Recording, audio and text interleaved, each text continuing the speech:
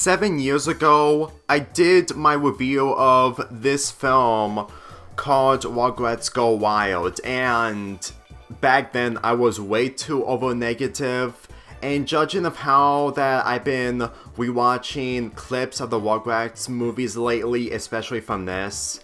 believe me, with this movie turning 21, despite turning 20 years old in past June, I still found it difficult to believe of how that this movie has turned out in the state that it was in 2003. Not because SpongeBob was getting more popular, but it's the fact that it was the final Rugrats film to be released in theaters while Finding Nemo took over the box office, basically. This movie, I still have the same problems of it 7 years ago, but I'm not gonna be a cringy, over-the-top reviewer who found every bit of it really annoying, because as far as I'm concerned, rewatching bits and pieces of this movie, which I mainly skipped the most annoying bits, I really feel like that this movie tries way too hard on being a crossover, considering that the original plans of this is mainly having this as a straight-to-TV movie when it comes to it having a low budget and not being mainly what we ended up getting in this, because there was an original version that had the TV version, but when it came to test screenings or something, when it comes to a test audience, Paramount wanted this to be a theatrical movie. And let's just say that they shouldn't have took the route of Looney Tunes Back in Action. Well, they postponed the movie to the end of 2003 rather than midway into 2003. Because despite with this movie being marketed and the production was a lot more better in comparison to Looney Tunes Back in Action, it doesn't change the fact that Finding Nemo completely destroyed this movie's profits. But that's not the point of this review. The point of this review is mainly correcting what I said back then, even if my opinions are mostly the same. But I'm just trying to be as nice as possible, considering that this movie, while not one of the worst things that I've witnessed, it's obviously one of the worst conclusions when it comes to a trilogy. But that's pulling it lightly, because as far as I'm concerned, there were other trilogies of films that probably had worse endings than this. But with it being a crossover to the Wild Thornberrys that had its own theatrical movie just a year before this came out, then I really felt like that the people who made this movie didn't understand that people in the theater aren't interested into crossovers when they're not Nickelodeon fans. But I'm gonna put it bluntly that this crossover between the Rugrats and Wild Thornberrys would have worked if it was executed much more better. Like, believe me when I say this, with the idea of pitching this as a theatrical movie, I'm pretty sure that I would have taken it easier if it was straight to TV movie rather than what we ended up getting, because no matter how I see it, Rugrats Go Wild is the definition of trying way too hard on being a crossover movie, but at the same time being a conclusion to not only to the Wild Thornberrys, but also the Rugrats, since that this is taking place to wrap up the original series before All Grown Up ends up becoming the follow-up to Rugrats Go Wild, which it became a spin-off just months before this movie came out. First, let's get into the main plot of this movie. Tommy wants to be like Nigel Thornberry in order to go on adventures in the wilds, but Angelica retorts that he is just a background baby with a diaper full of dreams. Not 5 minutes into the movie, and we've already have our biggest problem. Everyone, including Angelica, forgot the events of the first movie and the second movie, where they took control of a giant reptile machine. And if this movie's excuse is that the babies are dumb, then I'm sorry, but no matter how you slice it, the fact that you made this as a theatrical film rather than straight to TV series, maybe we can settle on the fact that it just doesn't work when it comes to defending that argument in comparison to the Christmas special that I talked about last month. But keep in mind,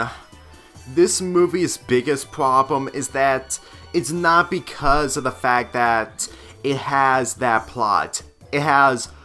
too many plots going on, to the point that with it being a crossover that centers around the Rugrats characters encountering the Wild Thornberrys characters, it's honestly the biggest letdown and sacrifice that really drags this movie down on being good, even if it won't be as better as the first and second movie, because just because I'm not into the Rugrats or the Wild Thornberrys when it comes to TV shows, that doesn't automatically mean that I think that the movies themselves are bad. I didn't watch the Wild Thornberrys movie, but I did watch the first and second Rugrats movie, and they were way more better since that it actually took risks, and even if they had the Rugrats comedy and charm, at the very least they at least tried to take themselves seriously. And to be perfectly honest with you, this movie involving the characters being stranded on an island, it doesn't take itself seriously. Even when it tries to take itself seriously when it comes to the adults arguing with each other, it still wasn't enough. Let's get into that plot. The plot is that Stu was planning to have the families to go on the Ellipsis cruise, but as it turns out, he lied in order to rent a small boat for him to hang out with the other families in order to get along, because he really wants this entire vacation to be a family adventure. But as far as I'm concerned, as much as I try to understand why people's criticism towards Stu is highly justified, I'm still not gonna left out the other adults in this scenario, because as much as that they were tricked, it really feels like that the only character trait is to enjoy a vacation, while not understanding on the fact that what Stu's intentions, while badly done, were highly understandable. And it's really difficult to actually think that even if what Stu did is really unacceptable and forgiving, it really feels like that they're really trying way too hard to make this plot a major factor when it comes to the adults going against Stu, but don't do much when the focus of the movie is mainly on the babies and the Wild Thornberry characters. They literally have the option that after the cruise left and they see Stu on his rented boat, they could have just leave. Like at this point, if what Drew said about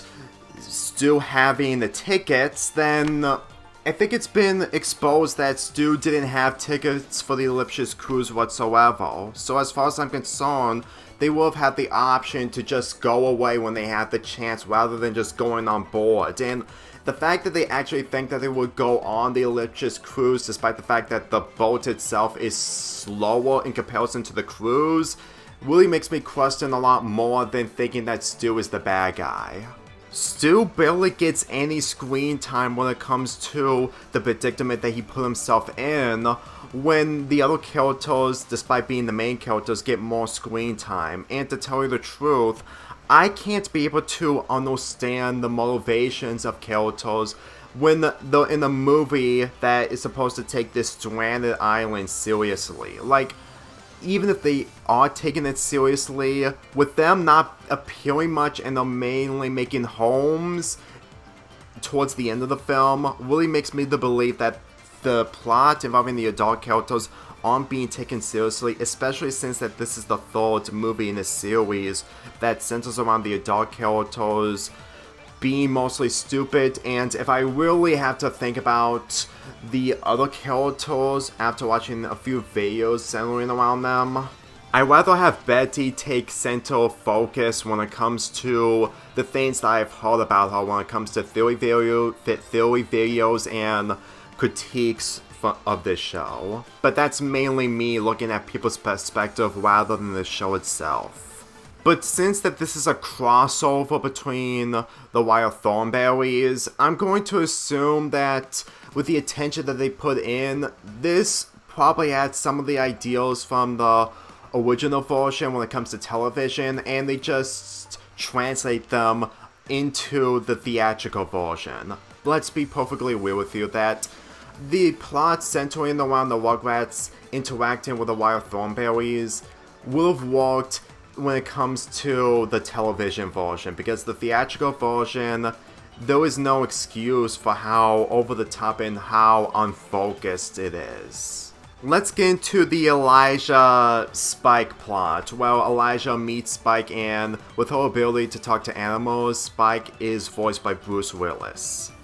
Let me be really honest with you, I did enjoy this, and I did say that in my outdated video, but the problem is that they try way too hard to make Spike cool, but at the same time, it just goes a little too far when it comes to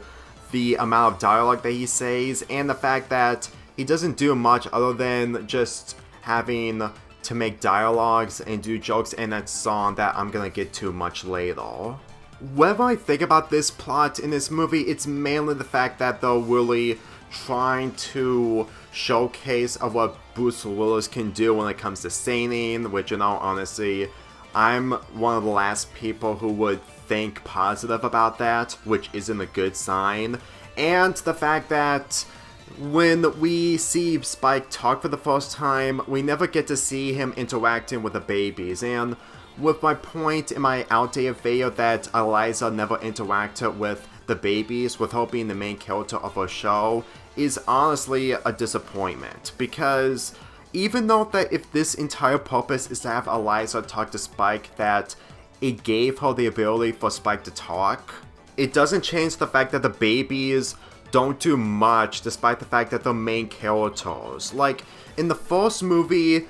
it was understandable when they got lost in the forest and they had to deal with Dill. And at the same time, they were actually dealing with struggles on agreeing with each other due to Dill getting in the way. In the second film, it's mainly about finding Chucky a new mother, which is a princess, which he thinks otherwise due to the problems that he dealt with when it comes to Coco LaBouche. And believe me, when the villain of Rugrats in Paris really made a huge impact in that movie, which makes it different in comparison to the first movie, you can really tell that they can't be able to top what they did, but at the same time, if they're not even trying to make the babies really integral when it comes to the goal on meeting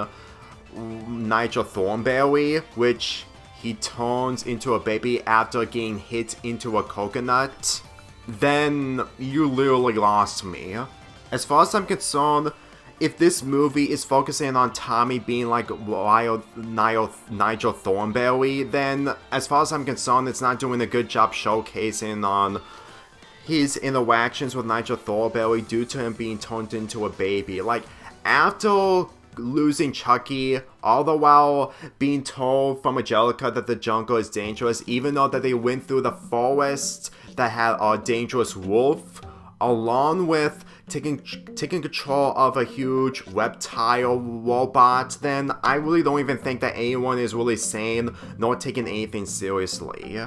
There's even a plot that Susie is defending the babies against Angelica because she always misbehaves in the song Island Princess, which in all honesty, I'm pretty sure that at this point, Tommy should catch on what Angelica is like after the adventures that he and the babies went through. I mean, I'm not saying that Susie in this movie is unnecessary. I think that the only reason why they include her is to have her be part of these movies, which isn't a problem. But if you're going to have her the only character to go against Angelica in this mini plot and not the babies, which leads to nowhere, it really shows that this entire movie is unfocused. You can tell that they're focusing on the crossover aspects, but at the same time, they could have rethink of changing the plot a little bit if they're willing to do this as a theatrical film rather than a TV film. That's the biggest problem when it comes to these plots, is that when they end there was not much of a satisfying conclusion, mainly the Chucky plot where he swaps clothes with Donnie. When he is a wild boy, there's literally only one scene of him defending an animal who has food while the other animals are taking food from him. And to tell you the truth, Chucky going against the animals by talking sense into them, it works, but at the same time, in comparison to his development in the last movie, this just feels unnecessary. I mean, it's not the most unnecessary thing in this entire film, but it's still unnecessary regardless. If you really want me to see Susie the Clouded Leopard as an intimidated antagonist similar to the wolf from the first movie, then as far as I'm concerned, you shouldn't leave her out when the babies escape, because we never get to see her when the babies escape, and whenever I think about her, the only thing I can think of is that she's son with Spike, which for me personally, it's honestly the most worthless waste of talent that I've seen when it comes to an actress voicing a leopard. I'm gonna be really honest with you, since that we're gone to the point that I talked about almost all the plots, let's go talk about the 3 songs in this entire movie. With this movie being released in 2003, when a time while Disney had released Brother Bear, which isn't a musical, I'm honestly surprised that they managed to do fine when it comes to making the songs entertaining for fans, but when I said in my Christmas review of the Rugrats that I didn't like any of the songs because of how irritating they are, it really shows that there's a reason onto why I'm not into Disney musicals. Because Island Princess, It's a Jungle Out There, and Big Bad Cat have no purpose in this movie, not even a bit. Like, the songs in the first movie, aside from the pirate song, which is the worst song of the entire movie of the Rugrats movie, it was at least tolerable, mainly Angelica saying, "I'm gonna find you" song. But here, when it comes to Island Princess, It's a Jungle Out There, and Big Bad Cat, it really feels like that they're only doing this for the sake of just making this a part musical, but at the same time, aside from the other songs that were made by artists, there are only 3 songs. The Jungle song by the Rugrats is honestly the prime example of trying way too hard, but at the same time, it's still irritating that the characters voicing as the Rugrats, mainly the actors themselves, aren't doing a good job on making the song better when it comes to the Rugrats voices. I'm sorry, but it just really feels irritating to see these characters sing, and even though that there were 3 songs in this, rather than me over-exaggerating like I did almost a decade ago, I still can't get over the fact that they're literally trying way too hard to make this movie work by having the songs being integral to the plot. Like, Island Princess and this song, even if it may focuses on the dangers of the jungle themselves, I still feel like that they're not really necessary because they're annoying, and to the point that it doesn't really make this movie better that it was released in 2003. Well, Disney musicals have died down by that point. As for Big Bad Cat, regardless if people may find this song catchy, for me personally, it really bugged me a lot more knowing full well that out of all the 3 songs, this is the most worthless, and the only purpose is for having Bruce Willis to sing, which I'm not a fan of, and having Spike sing. Like, if this is supposed to be the magnum opus of Rugrats characters singing, then as far as I'm concerned, I'm not buying it. Not even a bit. You can say all you want of how that this song is the most entertaining part of this entire movie, but at the same time, if I'm not into Disney musicals, which I tried to get into when it comes to The Princess and the Frog, then I'm not really into these types of songs being integral to a film centering around Rugrats. Like, I did rewatch this film many times as a kid, but that's mainly the fact that I was into the crossover aspects and nothing else. That's literally what really makes this movie drag down, is that it has the excitement and mostly the entertainment aspects for a child to enjoy, but when you get older and older, it's a lot more juvenile, and these songs don't do any favors. But I will say that the artists of songs that have been played in the background is honestly the highlight when it comes to the songs. I know that it may be mostly on the fact that these films are mostly known when it comes to putting these songs in the background, but as far as I'm concerned, I'd rather take that over the Rugrats singing. As far as I'm concerned, if the artists sung the songs in the background rather than the characters singing, then I would say that it would have been tolerable to sit through. Because as far as I'm concerned, they will probably rewritten the songs themselves by chance and making them slightly better than the movie itself, as in the characters singing the songs. When it comes to the final 20 minutes of this movie, I understand that it's supposed to be a serious situation, but for how rushed it is, the tension involving the babies and Nigel Thornberry, who got his memory back from turning into a baby by acting one, it just wasn't enough when we don't get to see much chemistry between the babies and Nigel Thornberry. That's what really makes this really fall flat in comparison to the emotional scenes from the first two movies, because you can feel the characters' depression and problems whenever they dealt with a new baby in the family or a baby wanting a mother after the previous mother passed away. There is not a lot of tension when it comes to this movie with the characters with how rushed the plot is. The characters redeeming themselves, mainly Stu, didn't feel satisfying due to the less screen time that we get from the adult characters, and the ending where they managed to get on the Ellipsis cruise despite Stu not having tickets, then I honestly don't even know what to believe anymore. Cartoon or not, that really just makes this movie feel unfocused and mainly a crossover pandemonium at the very least, and it's not really the good kind of pandemonium whenever you can't be able to have any focus on having a character being the major star of the entire film while trying to have actual good qualities in this film. Like, the animation is good and the songs, aside from the characters singing, are good, but at the same time, it just makes me feel that the people behind this show are mostly getting tired of doing the Rugrats while doing All Grown Up, that they wanted to wrap it up as quickly as possible. Because from what I heard correctly, the studio who made the Rugrats were doing so much strugglings when it comes to doing multiple shows. And when it comes to this show in particular, they really given up to the point that they really wanted this whole thing to wrap up so that they can be done with it. And they won't be able to do another show until the reboot of the Rugrats came out in this decade.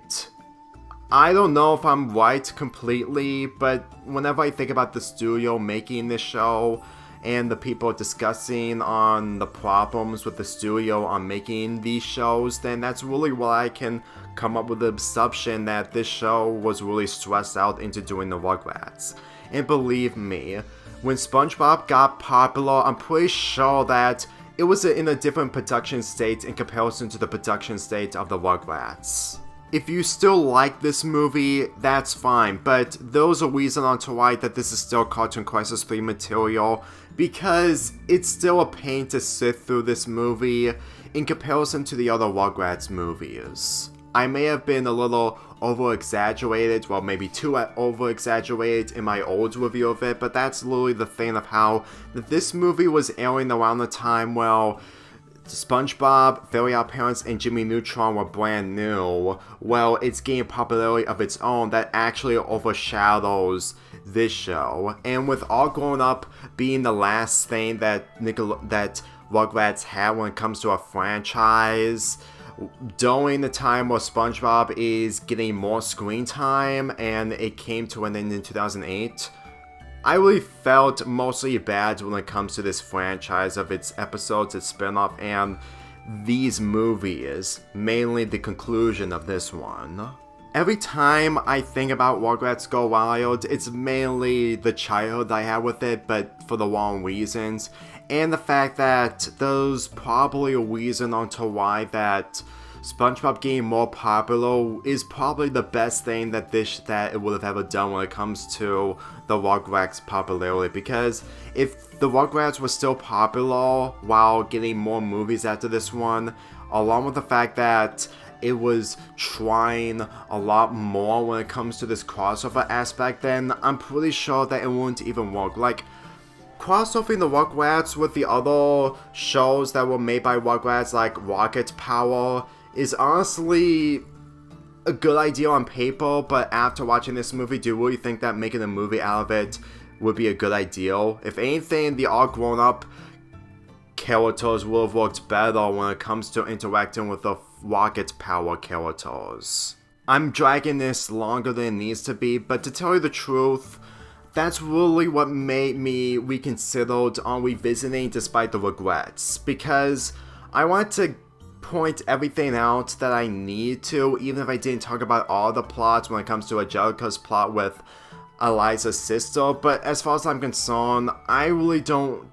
have the ability to think about everything due to how unfocused this movie is. I'm just saying this right now, that me saying that this movie is one of the worst animated movies, it's mainly the fact that it doesn't try when it's focusing on the crossover aspects. And I don't have any plans on getting back into this movie, aside from avoiding the cringy bits, because as far as I'm concerned, whenever I encountered stuff that is cringy to me, which is rare to come across, then you know that I do not like these films for that reason. If this is the beginning of what Nickelodeon is now, then I'm gonna be really honest with you that it kind of shows of how that this movie aged due to the status of Nickelodeon right now. I need to be really real with you that when it comes to the reboot and the next Rugrats movie, then I'm just gonna be honest with you that despite the movie being released 20 years after this film, then as far as I'm concerned, it's still not worth it to sit through. I can tell for a fact that me revisiting the Rugrats is mainly a rare occasion when it comes to the movies and the songs that I remember the most. As far as I'm concerned, with Rugrats being one of the first Nicktoons that gained popularity, the only thing that people will probably miss out on is the fact that it was milked just like SpongeBob, the Fairly OddParents, and The Loud House. The only difference is that this is the first franchise that shows the indications of it, and we just didn't see it because it wasn't like SpongeBob when SpongeBob was at its peak in 2003, along with the Fairly OddParents and The Loud House 13 years later. Let me be real with you that every time I think about the Rugrats' popularity, it really shows of how it was mainly the past involving Nickelodeon, while the present is still SpongeBob, because after 25 years or so, SpongeBob is still going on, still being life support in some cases, and to tell you the truth, I highly doubt that it will ever become the next Rugrats when it comes to Rugrats Go Wild, because it will never be due to that show being much more popular than the Rugrats. Anyway, that's my review of Rugrats Go Wild, and my old rating of this in my old review 7 years ago was a 4.5 out of 10. And even though I didn't give this movie the harsh treatment like I did back then, I'm still giving it a 3 out of 10. Even if you may say that I'm being a bit harsh when it comes to that rating, keep in mind, I was a lot more harsher by taking this movie seriously, and that was at a time where I literally took things seriously, but not the right way. And since I'm doing it the right way when it comes to being calm and being critical, this is literally the best of what I can do.